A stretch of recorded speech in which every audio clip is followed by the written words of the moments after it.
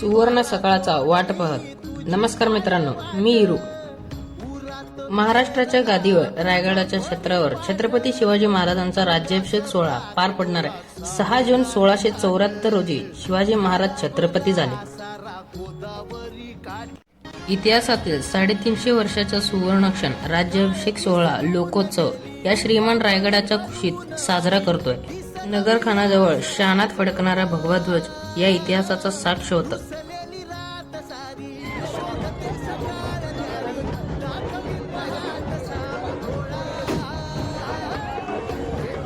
या साक्षात सहभागी झालो. तुम्ही पण या इतिहासातील सुवर्ण क्षणाला साक्ष व्हा.